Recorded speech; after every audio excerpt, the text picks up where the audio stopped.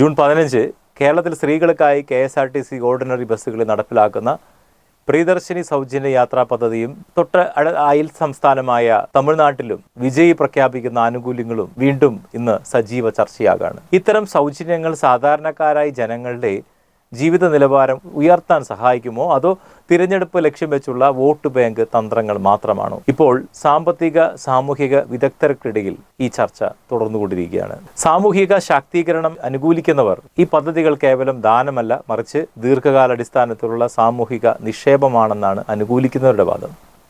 Covid പ്രതിസന്ധിക്ക് ശേഷം സാധാരണക്കാരുടെ സാമ്പത്തിക ശേഷി തകർന്ന പശ്ചാത്തലത്തിൽ ഇത്തരം ക്ഷേമ പദ്ധതികൾ വലിയൊരു ആശ്വാസവുമാണ്. സ്ത്രീകൾക്ക് സൗജന്യ യാത്ര അനുവദിക്കുന്നതിലൂടെ അവരുടെ യാത്രാ ചെലവ് ഗണ്യമായി കുറയുകയും ഇത് കൂടുതൽ സ്ത്രീകളെ തൊഴിൽ മേഖലകളിലേക്ക് ആകർഷിക്കാൻ കാരണമാകുകയും ചെയ്യും.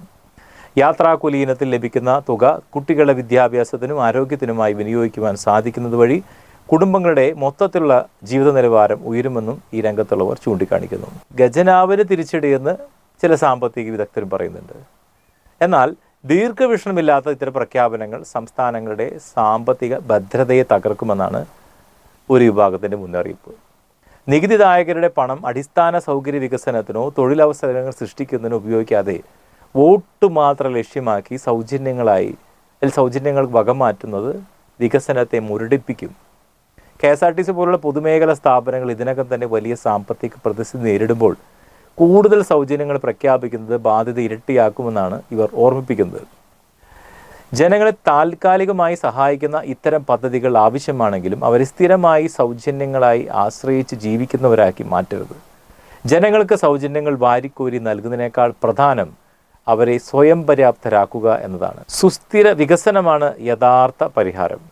വിലക്കയറ്റവും തൊഴിലില്ലായ്മ രൂക്ഷമാകുന്ന ഈ കാലഘട്ടത്തിലെ സാധാരണക്കാരന് താൽക്കാലിക ആശ്വാസം നൽകാൻ ഈ സൗജന്യങ്ങൾക്ക് സാധിക്കുമെന്നത് യാഥാർത്ഥ്യവുമാണ്. എന്നാൽ ഒരു സമൂഹത്തിൻ്റെ ശാശ്വതമായ പുരോഗതിക്ക് വേണ്ടത് സൗജന്യങ്ങളില്ല, മറിച്ച് മികച്ച വിദ്യാഭ്യാസവും തൊഴിലവസരങ്ങളും മികച്ച ആരോഗ്യ പരിപാലന സംവിധാനങ്ങളുമാണ്. നമ്മുടെ നാട്ടിലുള്ള കുട്ടികൾ ഇന്ന് ലക്ഷക്കണക്കിന് കുട്ടികൾ മറ്റു രാജ്യങ്ങളിലേക്ക് കുടിയേറി പാർക്കുകയാണ്. തിരിച്ചു വരാത്ത രീതിയിൽ അവർ അവിടെ കടിച്ചു തൂങ്ങുകയാണ്. കാരണം ഇവിടെ ജീവിക്കാനുള്ള അവൻ്റെ അടിസ്ഥാന മേഖലയിൽ വളർച്ചയല്ലാതെ അതിൻ്റെ മുകളിലേക്കുള്ളൊരു വളർച്ച ഈ നാട്ടിൽ ഇല്ല എന്നുള്ളതാണ്. ഇങ്ങനെ ക്ഷേമ പെൻഷൻ മാത്രം കൊടുത്ത് ജനങ്ങളെ ആശ്വസിപ്പിക്കുന്ന ഒരു സർക്കാരുകളല്ല ഇവിടെ ആവശ്യം. ഇതൊക്കെ ഒരു രാഷ്ട്രീയ നാടകങ്ങളാകാതെ കൃത്യമായ ദീർഘവീക്ഷണത്തോടെയും അർഹരായവർക്ക് മാത്രം എത്തുന്ന രീതിയിലും നടപ്പിലാക്കിയാൽ മാത്രമേ ജനങ്ങളുടെ ജീവിത നിലവാരത്തിൽ സുസ്ഥിരമായ മാറ്റം കൊണ്ടുവരാൻ സാധിക്കുകയുള്ളൂ എന്നാണ് പൊതു വിലയിരുത്തൽ.